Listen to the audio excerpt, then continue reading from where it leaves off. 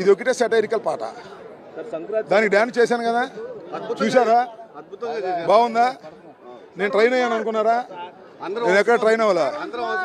Once more అన్న ఈ వయసులో మళ్ళీ వన్స్ మోర్ చేసే అవకాశం లేదు. అలుపు వచ్చి చంద్రబాబు పవన్ కళ్యాణ్ ప్రభుత్వ వ్యతిరేక పత్రికలు తగలబెడుతున్నారు.